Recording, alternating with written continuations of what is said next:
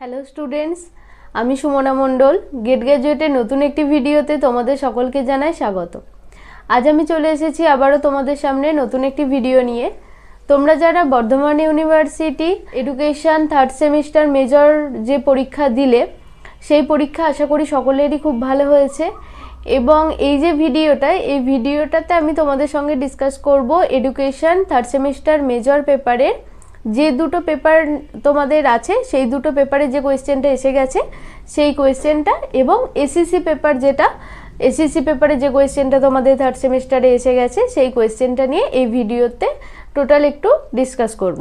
তো তোমরা যারা এই ভিডিওটি দেখবে এবং যারা পরবর্তীকালে থার্ড সেমিস্টার দেবে, তাদের জন্য এটা একটি গুরুত্বপূর্ণ ভিডিও হতে চলেছে। কারণ যে কোয়েশ্চেনগুলো আসছে সেই কোয়েশ্চেনগুলো কিভাবে আসছে, কোয়েশ্চেনের প্যাটার্ন কেমন, 5-এ এলে কিভাবে আসছে, 10-এ যদি আসছে কোন পার্টে আসছে, ইত্যাদি যাবতীয় বিষয় তোমরা এই কোয়েশ্চেনগুলো দেখলে ভালো করে বুঝতে পারবে।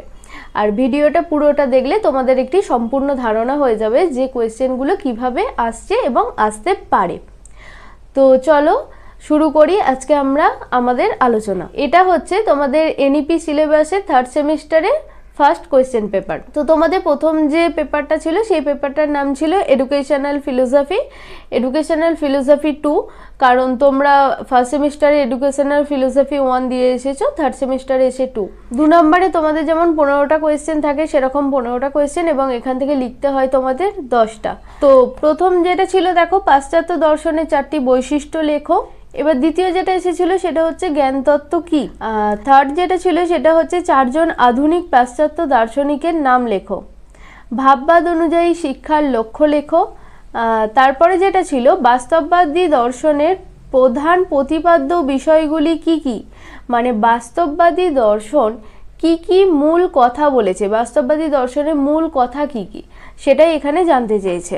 এরপরে যেটা আছে সেটা হচ্ছে প্রয়োগবাদী আন্দোলনের সাথে যুক্ত প্রধান ব্যক্তিত্ব কারা, অর্থাৎ প্রয়োগবাদী আন্দোলনের সঙ্গে যুক্ত প্রধান ব্যক্তিত্ব কারা। এতদূর ঘুরিয়ে যে কোয়েশ্চেনটা আছে সেটা না বলে তোমরা এটাই বলতে পারো যে প্রয়োগবাদী 4টি দার্শনিকের নাম লেখো। মানে এই শর্টে কোয়েশ্চেনটা দেখো এরকমভাবে কিন্তু ঘুরিয়ে দেওয়া আছে, এখানে কিন্তু তোমরা যদি ঘাবড়ে যাও সেটা একটু অন্যরকম বিষয় হয়ে যাবে। তো খুব সহজে তোমরা করে নেবে, যেমন বাস্তববাদী, ভাববাদী, প্রয়োগবাদী প্রত্যেকটা দার্শনিকের যেমন নাম করো সেরকম নাম করবে। রুশোর মতে নেতিবাচক শিক্ষার সংজ্ঞা দাও। মন্তেশ্বরী প্রস্তাবিত মনস্তাত্ত্বিক মুহূর্ত ব্যাখ্যা করো। মন্তেশ্বরী প্রস্তাবিত মনস্তাত্ত্বিক মুহূর্ত ব্যাখ্যা করো মানে কি, মানে মন্তেশ্বরী যে পদ্ধতি আছে, মন্তেশ্বরী শিক্ষা পদ্ধতি বলতে কি বোঝো, সেটাই কিন্তু এখানে জানতে চাওয়া হয়েছে। এর পরে যেটা আছে সেটা হচ্ছে সিলেবারিজ কি। আমরা জানি যে পেস্তালসির যে শিক্ষা পদ্ধতি, তিনি সেখানে সিলেবারিজের একটি ধারণা দিয়েছেন। সেই সিলেবারিজ কি সেটা তোমাদের এখানে 2 নম্বরে লিখতে হবে। গণতান্ত্রিক রাষ্ট্রে শিক্ষা মৌলিক অধিকার হিসাবে কেন বিবেচিত হয়। তারপরে যেটা আছে সেটা হচ্ছে অবসর যাপনের শিক্ষা বলতে কি বোঝো। গণতন্ত্রের সংজ্ঞা দাও। ভারতের জাতীয় অসংহতির 3টি কারণ উল্লেখ করো। পিছিয়ে থাকা শ্রেণীর ক্ষমতায়নের 2টি উপায় লেখো। এবং শেষ যেটা দিয়েছে সেটা হচ্ছে শান্তির জন্য শিক্ষা বলতে কি বোঝো। এর পরে যেটা আছে সেটা হচ্ছে তোমাদের 5 নম্বরে যে কোয়েশ্চেনগুলো আছে সেখানে তোমাদের 6টা কোয়েশ্চেন থাকে, তোমাদের লিখতে হয় 4টে। এবার বলে থাকি এখানে কিন্তু তোমাদের 2+3 করেও এসেছিল, মানে একেবারেই যে সবকিছু 5-এ চলে এসেছে সেরকম ভাবেও কিন্তু আসেনি, 2+3তেও কিন্তু কোয়েশ্চেন এসেছে, এগুলো একটু খেয়াল রাখবে। প্রথমে যে কোয়েশ্চেনটা ছিল সেটা হচ্ছে জন ডিউইকে প্রয়োগবাদী দার্শনিক বলা হয় কেন, এবং জন ডিউই এর সমস্যা পদ্ধতিটি উল্লেখ করো। দ্বিতীয় যেটা ছিল সেটা হচ্ছে প্রকৃতি সম্পর্কে রুশোর ধারণা আলোচনা করো। থার্ড যেটা ছিল প্রয়োগবাদী দর্শনের মূল বৈশিষ্ট্যগুলি লেখো। এবং তারপরে যেটা সেটা হচ্ছে ভাববাদী দর্শন কিভাবে শিক্ষার লক্ষ্য ও শৃঙ্খলাকে প্রভাবিত করে তা ব্যাখ্যা করো। দেখো, ভাববাদী দর্শন কিভাবে শিক্ষার লক্ষ্য এবং শৃঙ্খলাকে প্রভাবিত করে সেটা ব্যাখ্যা করতে বলেছে। তার মানে কি, ভাববাদী দর্শনের যে লক্ষ্য, ভাববাদী দর্শনের সেই লক্ষ্য এবং ভাববাদী দর্শনের যে শিক্ষা পদ্ধতি শৃঙ্খলা, সেই জাতীয় জিনিসটা বা সেই জায়গাটা নিয়ে তোমাকে এখানে আলোচনা করতে হবে। তারপরে 5 নম্বরে যেটা আছে সেটা হচ্ছে বর্তমান সমাজে শান্তির জন্য শিক্ষা অত্যন্ত জরুরি কেন। এবং লাস্ট কোয়েশ্চেন হচ্ছে আন্তর্জাতিকতা বোধের জন্য শিক্ষার ওপর একটি সংক্ষিপ্ত টিকা লেখো। এটা গেল তোমাদের 5 নম্বরের কোয়েশ্চেন। এবার চলে আসি, সেটা হচ্ছে 10 নম্বরে। 10 নম্বরে তোমাদের 4টি দিয়েছিল, সেখান থেকে 2টো লিখতে হবে। এখানে বিভিন্ন রকমভাবে আছে, 5+5-এ আছে, এখানে 5+3+2-তেও আছে, এখানে 6+4-এও কিন্তু কোয়েশ্চেন এসে থাকে। তো 10 নম্বরে কোয়েশ্চেন কিন্তু তোমরা সেইভাবেই রেডি করবে, একেবারে এই যে 10 নম্বরে করতে হবে সেরকম কোনো ব্যাপার নেই, তোমরা পাটে পাটেও করতে পারো। এখানে প্রথমেই যেটা আছে সেটা হচ্ছে প্রকৃতিবাদের মূল নীতিগুলি লেখো। প্রকৃতিবাদ কিভাবে শিক্ষার লক্ষ্য ও শৃঙ্খলার ধারণাকে ব্যাখ্যা করে, মানে প্রকৃতিবাদীদের মতে শিক্ষার লক্ষ্যটা কি এবং ওই একইভাবে শিক্ষার পদ্ধতি হিসাবে শৃঙ্খলার কি ভূমিকা সেটাই এখানে তোমাদের লিখতে হবে। তারপরে যেটা আছে সেটা হচ্ছে বাস্তববাদের মূল নীতিগুলি উল্লেখ করো। শিক্ষাক্ষেত্রে বাস্তববাদী দর্শনের অবদান আলোচনা করো। এরপরে যেটা সেটা হচ্ছে ফ্রয়েবেলের কিন্ডারগার্টেন পদ্ধতিটি ব্যাখ্যা করো। বর্তমান শিশু শিক্ষায় কিন্ডারগার্টেন পদ্ধতি কতখানি প্রাসঙ্গিক, মানে ফ্রয়েবেলের যে কিন্ডারগার্টেন শিক্ষা পদ্ধতি, সেই ফ্রয়েবেলের কিন্ডারগার্টেন পদ্ধতি সম্পর্কে তোমরা যা জানো এখানে লিখবে। এরপরে যেটা সেটা হচ্ছে শিক্ষায় এই কিন্ডারগার্টেন পদ্ধতির যে গুরুত্ব, সেই গুরুত্বটা তোমাদের এখানে আলোচনা করতে হবে। তারপরে যেটা ছিল সেটা হচ্ছে শিক্ষায় গণতন্ত্রের ধারণা প্রয়োজনীয় কেন, এই পরিপ্রেক্ষিতে বিভিন্ন বর্গের পিছিয়ে পড়া মানুষের ক্ষমতায়নে গণতান্ত্রিক শিক্ষা কিভাবে সহায়তা করে। অর্থাৎ এখানে তোমরা দেখে থাকবে 2টো কোয়েশ্চেনের একটি ম্যাচ আছে, যেমন হচ্ছে গণতন্ত্রের ধারণা কেন প্রয়োজনীয়, অর্থাৎ শিক্ষায় গণতন্ত্র যে পার্টটা আছে সেখান থেকে এই কোয়েশ্চেনটা দেওয়া হয়েছে, এবং বিভিন্ন শ্রেণীর যে ক্ষমতায়নের যে শিক্ষা ছিল সেখান থেকে দেওয়া হয়েছে পরের পার্টটা, অর্থাৎ 5+5-এ কিন্তু এই কোয়েশ্চেনটা এসেছে। তাহলে এডুকেশনের ফিলোসফির এই যে পার্টের কোয়েশ্চেনগুলো, এই কোয়েশ্চেনগুলো নিয়ে আমি তোমাদের সঙ্গে আলোচনা করলাম। তোমরা আশা করি বুঝতে পারলে যে কিভাবে কেমনভাবে কোয়েশ্চেনগুলো আসে এবং কোন পার্টে কত নাম্বারের ভাগেতে আসতে পারে। তোমরা যখন নিজেরা প্রিপারেশান নিচ্ছ তখন খুব ভালো করে কিন্তু এই দিকগুলো একটু বিষয়গুলো খেয়াল রাখবে, কোন কোয়েশ্চেন কিভাবে তৈরি করতে হবে, কত নাম্বারের জন্য তৈরি করতে হবে ইত্যাদি যাবতীয় বিষয়। তোমাদের 3rd সেমিস্টারে এডুকেশনাল ফিলোসফির ওপর যে সাজেশনটা আমরা বানিয়ে দিয়েছিলাম সেটাখান থেকে কিন্তু তোমরা একদম পুরোপুরি কমন পেয়েছো। আশা করি সকলের পরীক্ষা খুব ভালো হয়েছে। এরপর চলে আসছি তোমাদের সেকেন্ড পেপার যেটা ছিল সেটা হচ্ছে এডুকেশনাল সাইকোলজি 2। তো এডুকেশনাল সাইকোলজি 2 কোয়েশ্চেন প্যাটার্ন কিন্তু একই। প্রথমেই চলে আসি, তোমাদের যেটা 2 নম্বরে কোয়েশ্চেন আছে, তোমাদের 15টা থাকে, 10টা লিখতে হয়। সেখানে প্রথমেই আছে দেখো বুদ্ধি কি, হোয়াট ইজ ইন্টেলিজেন্স।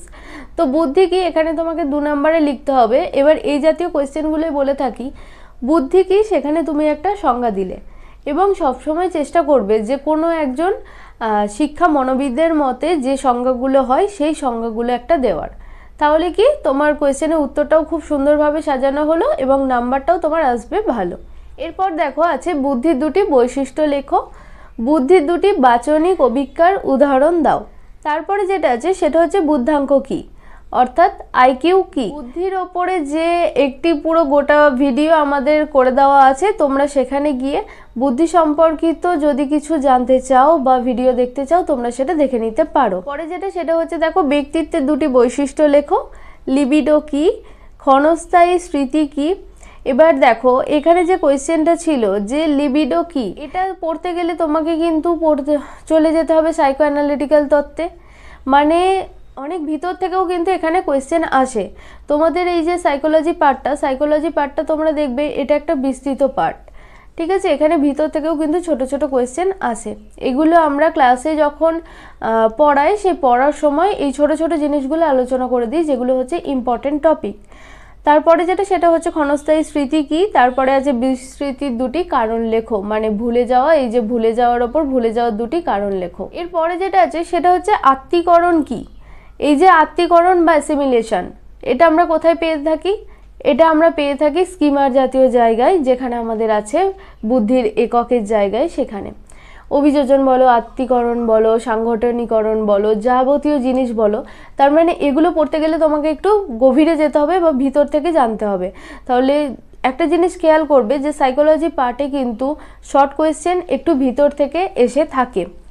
এরপরে যেটা সেটা হচ্ছে বুদ্ধির জি এবং এস উপাদানের মধ্যে 2টি পার্থক্য লেখো। তারপরে হচ্ছে প্রজ্ঞামূলক বিকাশ কি বা কগনিটিভ ডেভেলপমেন্ট কি। ব্যক্তিত্বের সংজ্ঞা দাও। ব্যক্তিত্বের টাইপ তত্ত্ব কি। বিকাশের নৈকট্য সীমা কি, জোন অফ প্রক্সিমাল ডেভেলপমেন্ট তোমাদের যেটা বলেছিলাম। এরপরে এবং শেষ কোয়েশ্চেন হচ্ছে স্মৃতির প্রথম এবং শেষ ধাপটি উল্লেখ করো। তাহলে এখানে দেখা যাচ্ছে যে কিছু কোয়েশ্চেন আছে যেগুলো হচ্ছে নর্মাল, ওপর ওপর যেমন কোয়েশ্চেন হয় সেরকম, এগুলো সবাই আর কি করতে পারবে, কিন্তু ভালো স্কোর করার জন্য তোমাকে এই পেপারটা কিন্তু খুব ভালোভাবে খুঁটিয়ে পড়তে হবে, তাহলে কিন্তু শর্ট কোয়েশ্চেন তুমি পুরো 10টাই কভার করতে পারবে। তবে আমরা যে সাজেশন দিয়েছিলাম সেই সাজেশনে কিন্তু যারা ফলো করেছিলে তারা দেখেছো তারা কিন্তু 10টা কোয়েশ্চেনের উত্তর করতে পেরেছো। এরপরে যেটা আছে সেটা হচ্ছে 5 নম্বরের কোয়েশ্চেনগুলো। 5 নম্বরে আছে বুদ্ধির দ্বিউপাদান তত্ত্ব আলোচনা করো, সৃজনশীল শিশুর বৈশিষ্ট্যগুলি লেখো, বুদ্ধির বাচনিক ও অবাচনিক অভিজ্ঞতার মধ্যে পার্থক্য উল্লেখ করো, বিস্মৃতির উপযোগিতা লেখো, ব্যক্তিত্ব কিভাবে নিরূপণ করা যেতে পারে এবং ভাইগটস্কির বিকাশ তত্ত্বটি আলোচনা করো। তো 5 নম্বরের 4টি কোয়েশ্চেনও তোমরা এখান থেকে কমন পেয়েছো এবং প্রত্যেকটি কোয়েশ্চেনই খুব ভালো ছিল। এরপরে যেটা সেটা হচ্ছে 10-এর তোমাদের 4টি কোয়েশ্চেন আসবে, সেই 4টে থেকে তোমাদের 2টো লিখতে হবে। তো প্রথমেই ছিল বুদ্ধির দলগত উপাদান তত্ত্বটি আলোচনা করো, এই তত্ত্বের শিক্ষাগত গুরুত্ব লেখো। ব্যক্তিত্বের মনোসমীক্ষণ তত্ত্ব কি, ব্যক্তিত্বের বিকাশে কিভাবে এই তত্ত্ব সাহায্য করে থাকে। থার্ড ছিল বিস্মৃতির কারণগুলি কি, উত্তম স্মৃতির শর্ত লেখো। এবং লাস্ট কোয়েশ্চেন ছিল পিয়াজের বিকাশমূলক তত্ত্বটি বর্ণনা করো, এর শিক্ষামূলক গুরুত্ব আলোচনা করো। তোমরা যদি কিছু জিনিস খেয়াল করে থাকো যে ইউনিট ওয়াইজ কতটা কোয়েশ্চেন আসে, তাহলে তোমরা এই হিসাবটা করে দেখবে যে বিস্মৃতি বা শিখনের যে জায়গাটা আছে সেই জায়গা থেকে একটা বড় নাম্বারে কোয়েশ্চেন কিন্তু তোমাদের চলে আসে, আর কিছু কিছু জিনিস আছে সেগুলো থেকে কোয়েশ্চেন কিন্তু কম আসে। তো টোটালি একটা সামগ্রিক ধারণা পেতে কোন জায়গাটা পড়বে কোন জায়গাটা পড়বে না ইত্যাদি যাবতীয় জিনিস এই সম্পর্কিত একটু স্মার্ট স্টাডিজের জন্য তোমরা কিন্তু আমাদের সাহায্য অবশ্যই নিতেই পারো। তোমাদের যাদের 3rd সেমিস্টার কমপ্লিট হয়ে গেল, তোমরা 4th সেমিস্টার যদি আমার কাছে পড়তে চাও এডুকেশন মেজর এবং মাইনর পেপার, তাহলে অবশ্যই আমাদের সঙ্গে কন্ট্যাক্ট করতে পারো। ডেসক্রিপশানে লিঙ্ক দেওয়া আছে, সেখানে গিয়ে তোমরা খুব সহজেই আমাদেরকে পেয়ে যাবে। আরও একটি বিষয়, তোমাদের পরীক্ষা কেমন হলো সেটি তোমরা কমেন্ট করে আমাদের অবশ্যই জানাতে ভুলো না। এরপরে যেটা আসছি সেটা হচ্ছে এসএসসি পেপার নিয়ে। এসএসসি পেপারে তোমাদের যেটা ছিল, পেপারের নাম হচ্ছে ডিস্টেন্স এডুকেশন। ডিস্টেন্স এডুকেশনের আমরা যে যে টপিকগুলো নিয়ে আলোচনা করেছিলাম এবং যে সাজেশনগুলো দিয়েছিলাম তার উপর ভিত্তি করে কিন্তু সম্পূর্ণটা মোটামুটি এসে গেছে। তো প্রথমেই যেটা ছিল সেটা হচ্ছে দূরাগত শিক্ষা কাকে বলে, এগুলো 2 নম্বরের জন্য ছিল, 5টা লিখতে হয়েছে তোমাদের। দূরাগত শিক্ষা কাকে বলে, দূরাগত শিক্ষার 2টি প্রয়োজনীয়তা, ভারতবর্ষে দূরাগত শিক্ষার যে কোনো 2টি সংস্থার নাম, আইসিটির পুরো নাম কি, বহুমুখী মাধ্যম বলতে কি বোঝো মানে হচ্ছে মাল্টিমিডিয়া, এসএলএম কি, সেলফ সাপোর্ট সার্ভিস বলতে কি বোঝো, বেতারের 2টি সীমাবদ্ধতা উল্লেখ করো। তো এইখান থেকে নতুন করে কিছু বলার নেই, তোমরা যারা সাজেশনে ভিডিও দেখেছো তারা অলরেডি বুঝে যাবে যে কতটা কি কমন এসেছে বা কতটা তোমরা লিখতে পেরেছো কি না, বা সাজেশন ফলো করে তোমাদের কতটা উপকার হয়েছে। এরপরে আসি 5 নম্বরের কোয়েশ্চেনে। 5 নম্বরে হচ্ছে দেখো দূরাগত শিক্ষার বৈশিষ্ট্যগুলি আলোচনা করো, দূরাগত শিক্ষার ক্ষেত্রে আইসিটির ভূমিকা লেখো, দূরাগত শিক্ষার মান কিভাবে বজায় রাখা যায় মানে দূরাগত শিক্ষার যে গুণগত মানের ব্যাপারটা বলা হয়েছে। এরপরে যেটা লাস্ট কোয়েশ্চেন সেটা ছিল দূরাগত শিক্ষা এবং প্রথাগত শিক্ষার মধ্যে পার্থক্যগুলি কি কি। দূরাগত শিক্ষার প্রথাগত শিক্ষার মধ্যে যে পার্থক্য হয় সেই পার্থক্য এখানে জানতে চাওয়া হয়েছে। এরপরে যেটা আসি সেটা হচ্ছে 10 নম্বরের কোয়েশ্চেনে। 10 নম্বরের কোয়েশ্চেনে দেখো প্রথমেই যেটা আছে দূরাগত শিক্ষার সমস্যাগুলি সংক্ষিপ্ত বিবরণ দাও, ভারতবর্ষে দূরাগত শিক্ষাকে শক্তিশালী করে তোলার উপায়গুলি সম্পর্কে আলোচনা করো। এরপরে যেটা সেটা হচ্ছে দূরাগত শিক্ষার কৌশল সম্পর্কে লেখো, দূরাগত শিক্ষার সুবিধাগুলি লেখো। দূরাগত শিক্ষার কৌশল সম্পর্কে আলোচনা করো মানে দূরাগত শিক্ষা কোন মাধ্যমে পড়ানো হয়, কি কিভাবে হয়, এখানে শিক্ষক শিক্ষার্থী সম্পর্ক কেমন থাকে, কি কি সাহায্য পেয়ে থাকে, শিক্ষকদের কতটা সাহায্য শিক্ষার্থীরা পেয়ে থাকে, এর পাশাপাশি শিক্ষার্থীরা কতটা উপকৃত হয় দূরাগত শিক্ষায় ইত্যাদি যাবতীয় বিষয়। এরপরে যেটা সেটা হচ্ছে ইগনু, IGNOU, ইগনুর পুরো নাম কি, ইগনু শিক্ষা ব্যবস্থা সম্পর্কে আলোচনা করো। আর লাস্ট কোয়েশ্চেন ছিল বর্তমান সময়ে দূরাগত শিক্ষার প্রয়োজনীয়তা কি এবং দূরাগত শিক্ষার প্রকারভেদগুলি লেখো। তো তোমরা দেখলে যে ডিস্টেন্স এডুকেশনে এই যে ডিস্টেন্স এডুকেশনের পার্টটা থেকে অনেক নাম্বারে কোয়েশ্চেন এসেছে, মানে দূরাগত শিক্ষা কি, দূরাগত শিক্ষার সংজ্ঞা, প্রয়োজনীয়তা, বৈশিষ্ট্য, দূরাগত শিক্ষার সমস্যা ইত্যাদি যাবতীয় জিনিস, মানে গুণগত মান রক্ষা থেকে শুরু করে পুরো জিনিসটা কভার হয়ে গেছে, সবটা চলে এসেছে। তাহলে তোমাদের যেগুলো করতে হবে এই কোয়েশ্চেনের উপর নির্ভর করে খুব ভালোভাবে নিজেরকে চিন্তা ভাবনা করে কিন্তু এবার পড়াশুনো করতে হবে এবং এগোতে হবে। কারণ দেখো, যে কোয়েশ্চেনগুলো এসে গেছে তুমি যদি ভাবো যে এই কোয়েশ্চেনগুলো আমি আর করবো না, পরের বারে আসবে না, তাহলে কিন্তু একটু বোকামি হয়ে যাবে। কেননা তোমাদের এখানে 5-এর কোয়েশ্চেনগুলো 10-এ আসতে পারে, 10-এর কোয়েশ্চেন তোমরা 5-এ পেতে পারো, অনেকটা পার্টে আসতে পারে, তোমরা শর্ট কোয়েশ্চেনে পেতে পারো, বিভিন্নভাবে। তার মানে তোমাদের এই পেপারটা খুব ভালো করেই কভার করতে হবে পুরোটা। এবার আসি 2024-এ এনইপি সিলেবাসে থার্ড সেমিস্টার এই যে প্রথম পরীক্ষা হলো, এই পরীক্ষায় যে কোয়েশ্চেনগুলো এসে গেছে এই কোয়েশ্চেনের অ্যান্সারগুলোর পিডিএফ তোমরা যদি পেতে চাও তাহলে তোমরা আমাদের সঙ্গে যোগাযোগ করতে পারো। ডেসক্রিপশানে লিঙ্ক দেওয়া আছে, সেখান থেকে তোমরা আমাদের হোয়াটসঅ্যাপে জয়েন হতে পারো, অ্যান্সারগুলো পারচেস করে নিতে পারো এবং সেক্ষেত্রে তোমাদের নিজেদেরকে রেডি করতে আরও সুবিধা হবে। এটা আপকামিং যারা থার্ড সেমিস্টার তাদের জন্য বলা। আর ফোর্থ সেমিস্টারের নতুন ব্যাচ আমাদের স্টার্ট হয়ে গেছে।